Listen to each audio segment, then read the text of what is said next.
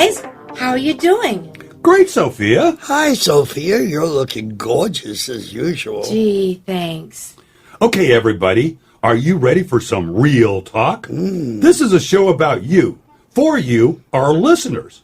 But before we get started, I'd like to introduce to you our host, Ron Denner, who I have known for over 20 years. Ron started in the entertainment industry as a child actor, then continued on as a great acting instructor, an award-winning stage and television producer and director.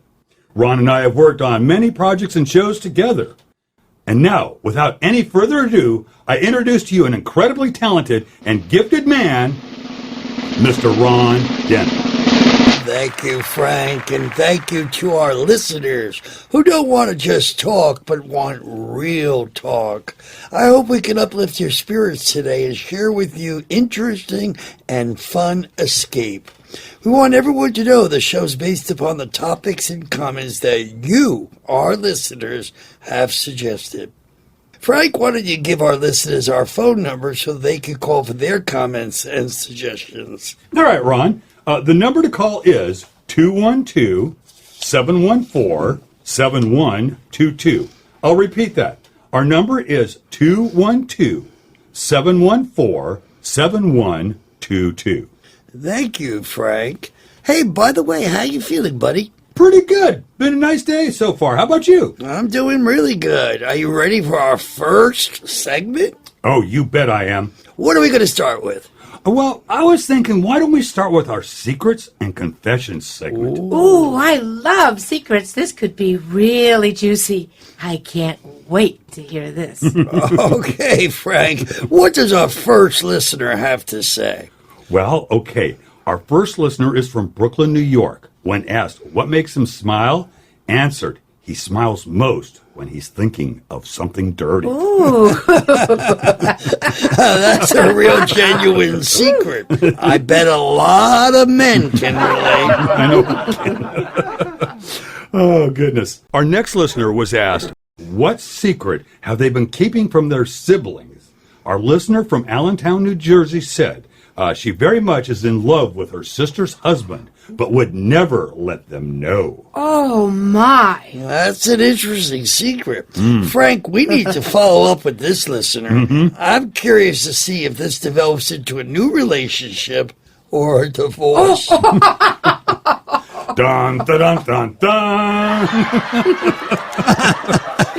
Oh, goodness. Ron, we have a listener from Staten Island was asked, what ongoing secret he keeps from his wife? And when he replied, he tells her he's going to the gym, but really he's going to happy hour for drinks with his friends at his favorite bar. Oh, I love this secret. I'm not sure if this is a lie or a secret.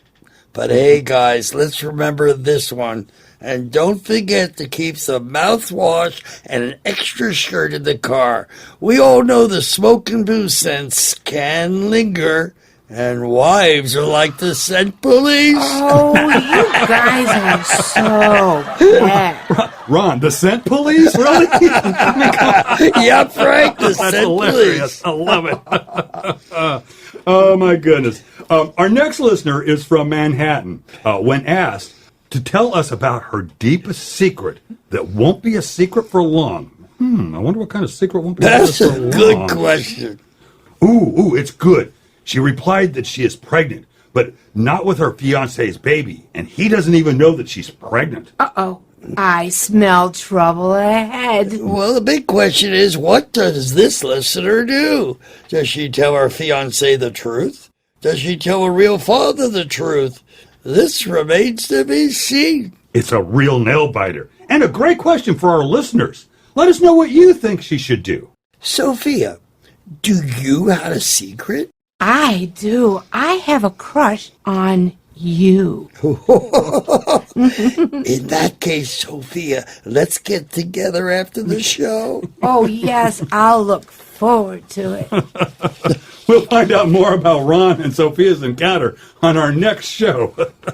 Remember, you can be a part of Real Talk. Give us a call at 212-714-7122. You're listening to Real Talk with your host, Ron Denner. Frank, let's move on to our dream segment. Okay. Let's hear if our listeners dream and what they dream about. This sounds hot. Hey, guys, let's try to keep this clean.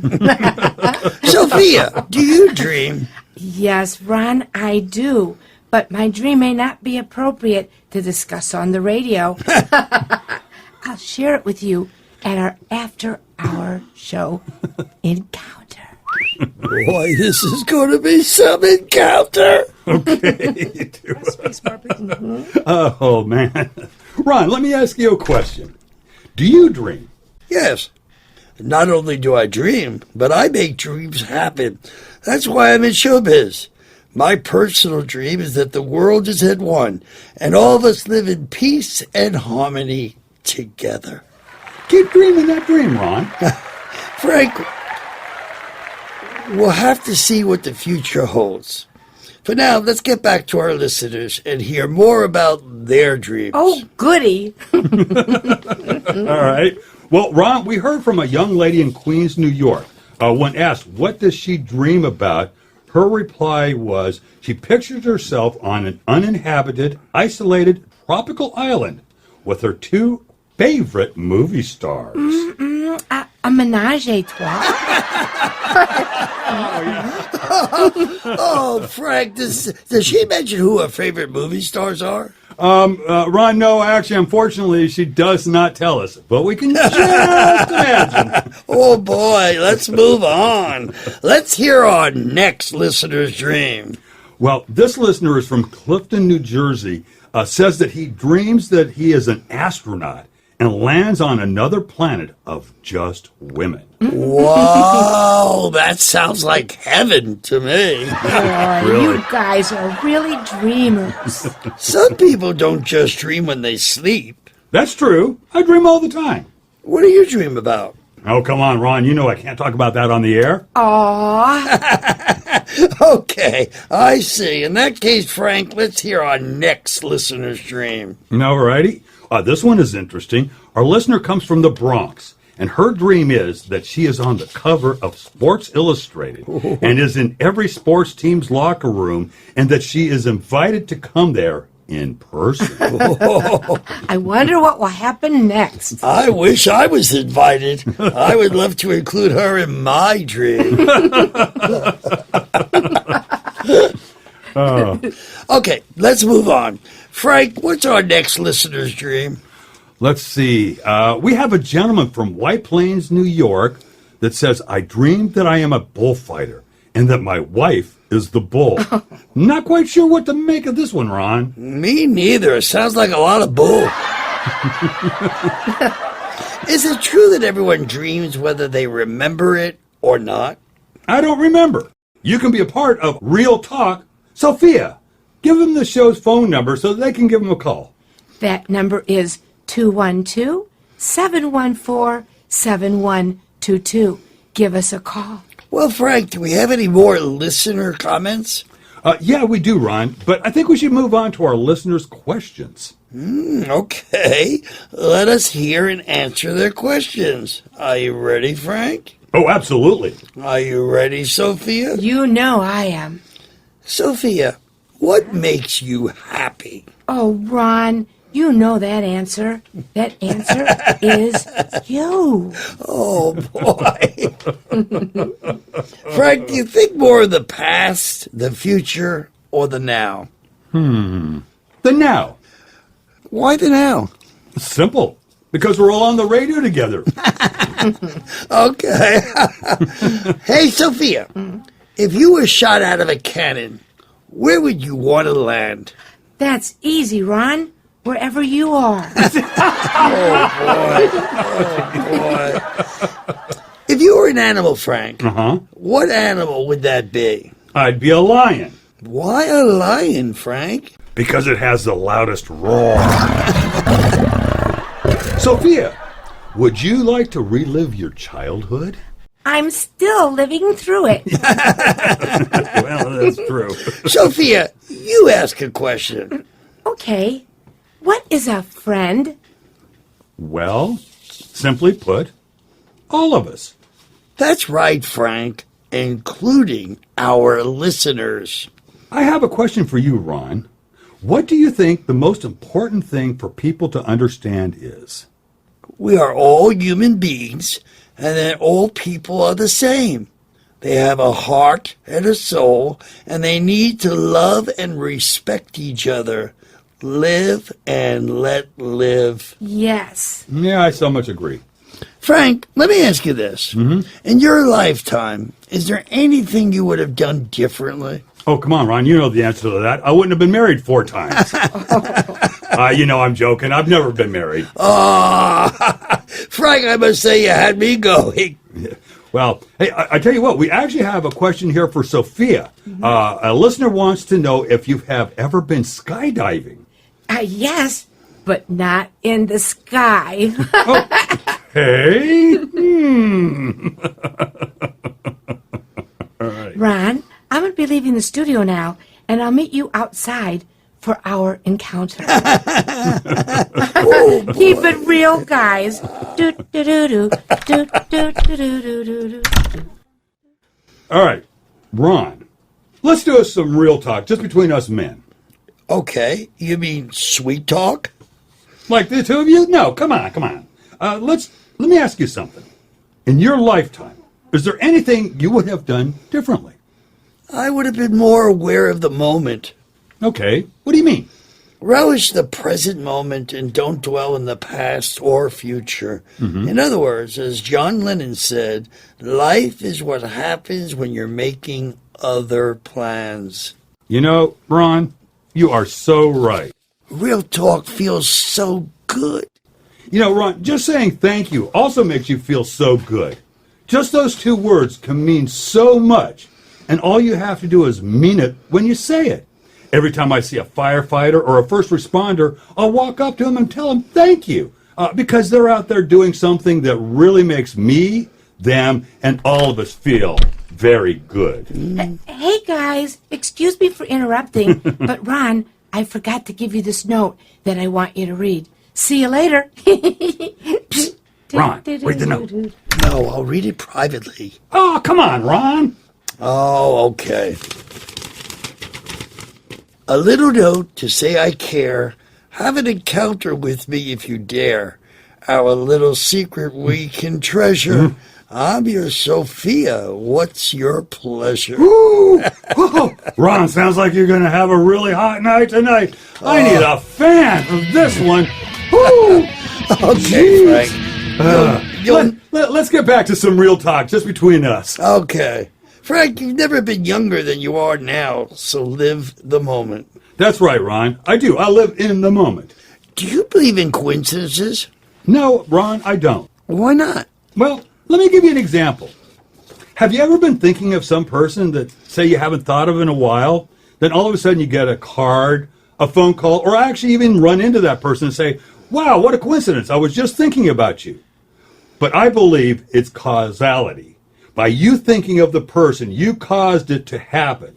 It happens to all of us, and we're just not aware of it. That there is a force out there, and the mind is a very powerful tool. That's interesting. Now, I remember, Ron, the listener that spoke about their dreams earlier, I often think about the dreams that do come true. It's like acting for real life. Speaking about acting, let's talk about you, Ron. How did you get into show business? Okay, now you're talking real talk. This portion of Real Talk is brought to you by GymnasiumForTheMind.com. That's Gymnasium, F-O-R, themind.com. All right, so Ron, you started out as a child actor. Tell us how that came about. Well, my dad worked at a large advertising agency in New York City and had a client looking for a young boy for a National Breakfast cereal TV commercial. He arranged for me to audition. I immediately got the part, and being as adorable as I was, they flew me to Los Angeles, shot the commercial, and I flew without parents or chaperones or anybody. I was all by myself. They put me up in a hotel. And the next morning, we shoot this commercial. I had only 2 lines to say. Good. Well, when I tasted this cereal, I didn't realize it was glue on the spoon, and the glue tasted terrible.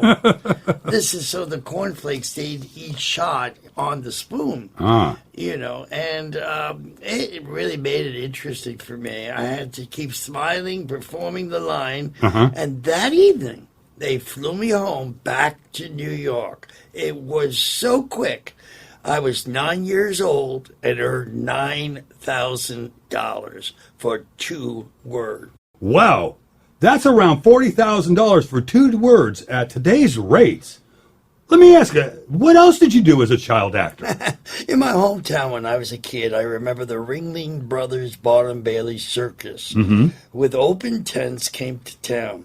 The 3-ring musical novel circus was what I thought would be the diving board for my career. Okay. When the circus set up in my neighborhood, I approached the manager of the performance for a job. I wanted to be a clown. He said, I'd like you to go along with the crew with the elephants in 3 rings. I thought that would be really cool. That night of the performance, I put clown makeup on and to my best ability went out there thinking I was going to be a clown. You follow the elephant in 3 rings in a parade fashion. One crew member handled the shovel. One crew member handled the dumpster for the elephant's deposits. And the 3rd crew member, which is what I was, handled the sawdust, who laid down the sawdust so the other performers don't slip or fall. Oh, wow. Well, the hours after the show, the manager called me into his office and asked me what the reason of the clown makeup. I said I wanted to be a clown. Well, he said, you are hired as a roustabout, not a clown. You're fired. There went my 1-day career in the circus. Oh, man, that's pretty funny. Wow. Oh, geez. Let me ask you, tell us a little bit about summer stock. Oh, that was interesting. I learned a lot of theater there. I was an apprentice in winter and summer stock in different parts of the country. And as an apprentice, I was backstage, all-around guy. I did props, wardrobe, curtain pulling, painting, arranging stars' dressing rooms and living quarters. All that time, I was thinking I was going to act, and I was only an apprentice. So, Ron, let's talk a little bit about the dinner theater and touring companies. Well, after my apprenticeship of 3 seasons of stock, I acted in dinner theater touring companies that played all over the country. And how long were you actually a child actor? Well, I started stage managing and producing at around 18. I understand that you had something to do with the Lincoln Center also? Well, it wasn't so much the Lincoln Center, but I did work as production stage manager and stage manager for the Lincoln Center for the Performing Arts. The job entailed managing all the backstage procedures. At the time, I even staged a large opera, realizing opera really wasn't my thing. That's interesting. You did some on and off Broadway directing. Is it different than any other type of directing? Oh, absolutely. Absolutely. Stage and television movies are totally different. I began to direct Broadway at the Beacon Theater and off-Broadway productions. My specialty was directing and producing original scripts and training actors who followed me. That's interesting. Tell me about the Alice Theater and how did it get its name? A private investor came to me and asked me to produce and direct the show Alice in Wonderland. I decided for the money it would cost to produce the show off-Broadway, we could create our own theater, which we did, and we called it the Alice Theater. I also conducted acting workshops for writers, directors, and we called those workshops Alice's Workshop. Wow, so that all started off from the play Alice in Wonderland? That's great. What about the East Village Theater? Oh, that was another theater I owned too. We called it EVT. where I produced, created, and directed avant-garde original scripts. I ran an actor and writer theater workshops. I created the concept of human dolls. These were mimes, and the actors would be dressed up as famous characters such as Raggedy Andy and Raggedy Ann. Knickerbocker Toys, who owned Raggedy Ann and Andy, gave me permission to use their characters. Great. My dolls had a key in the center of their costume, and Raggedy Andy and Raggedy Ann had red hair. And they were the most popular, two of the most popular dolls I had, because I also had Shirley Temple and others. That's very interesting and quite unique. Interesting and unique, the parade of the dolls in the costumes from the East Village Theater to the neighborhood bar on 31st Street and 3rd. The parade gathered an audience of people following the dolls to the Clan Bar. The dolls were placed throughout the bar premises. The mimes would never speak, but would do all kinds of body movement by turning their key. The Shirley Temple doll was placed on top of the bar itself, and the customers had to turn the key to get a drink, which was passed between her legs. My concept of bar theater proved to work, and everyone was asking for the dolls that came all over to see these memorable characters.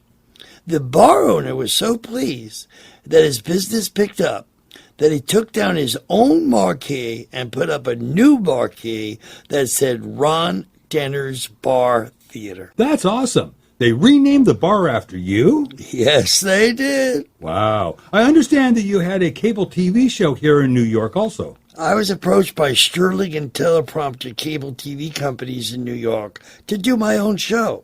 I started hosting on these two cable networks, which also featured the human dolls. You did a live show on TV also once. Tell us about that. Well, that was WKID TV, Channel 51, the Ron Denner Show. Live TV versus pre-recorded TV. That's a funny story regarding live TV. 1 hour before my live performance, I was bitten by a gigantic German Shepherd on my pants near my zipper. Whoa. Yeah, my first impulse was not to see my skin if it was punctured or what was wrong, but I said to myself, the show must go on. So I went in front of the camera, asked the cameraman to zoom to the dog bite marks on my pants. I still have the pants today as a reminder of live TV. Wow. I understand that you've done some acting coaching. Have you coached anybody that we might know? Well, Miss Florida, Delta Burke, is a private coach helping non-actors build confidence as well. And basically, I was asked to coach Delta Burke, who was then Miss Florida. And Delta later became a star in the network TV series Designing Women.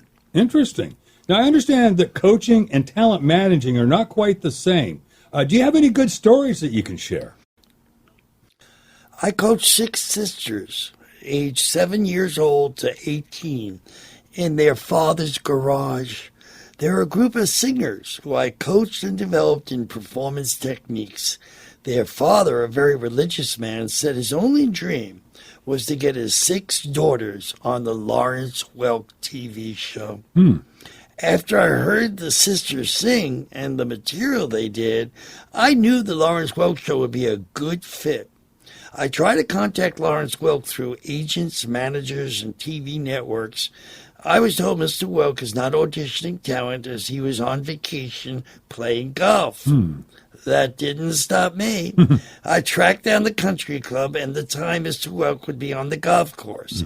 I rented a van, a microphone, and amplifiers, and hurried the 6 Zemensky sisters into the van.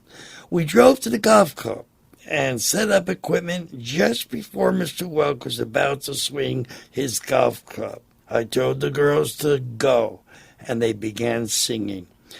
Immediately after, he gave me his phone number and told me to call the next morning. When I called, I was told the 6 Zemensky sisters will be contracted for 2 years on the Lawrence Welk show for $6,000 a week. At that point, I was their coach, but also became their manager. Wow, that's an amazing story. Have you ever coached anybody that was not an actor? I was hired by CBS Records to coach and help develop Gloria Estefan, who were planning to book on tour with the Miami Sound Machine. Well, that's cool. I heard that you have done quite a lot of work with different charities. Yep, that's true.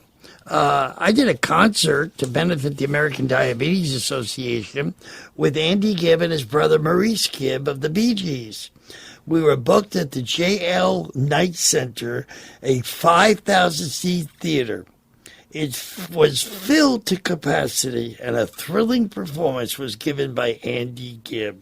That's awesome. Tell me a little bit about what you did for the Earth Day project. Well, the Earth Day was produced by the Environmental Action Foundation in Washington, and they asked me to do a television public service campaign for the environment action on Earth Day. I had to select the talent, write the script, and get to the networks throughout the country. I booked numerous celebrities for this campaign. One particular celebrity, Robert Wagner. I was told by his agency, his publicity person, and his manager, you'll never get Robert Wagner to do a public service announcement. With further attempts and perseverance, I finally got a call from Mr. Wagner confirming his services to perform in the public service announcement to benefit Earth Day. My crew and I met him at his ranch with his own horse that appeared on camera with him. Robert Wagner was gracious and an ultimate professional. Wow, there's some interesting stories there. I heard you also helped make someone's dream come true? Not dream, it was really a wish. And it was by the Make-A-Wish Foundation, which helped grant wishes to children with life-threatening medical conditions. A little boy's dream was to appear on the set of Miami Vice. I arranged this and helped grant the boy's wish. That's really cool. So let me ask you, what sort of things are you currently involved with now? I'm a producer, director, acting coach, and publicist. I teach presentation skills, building self-confidence, and a positive mental attitude to folks of all walks of life and professions, not just actors. Listeners can visit my website at gymnasiumforthemind.com. Well, Ron, this was not only interesting, but quite fun, too. Remember, for more information, check us out at gymnasiumforthemind.com. So this is Ron Denner, and that's it for now, listeners. I hope this was a fun escape for you. And remember, when you talk, make it real talk.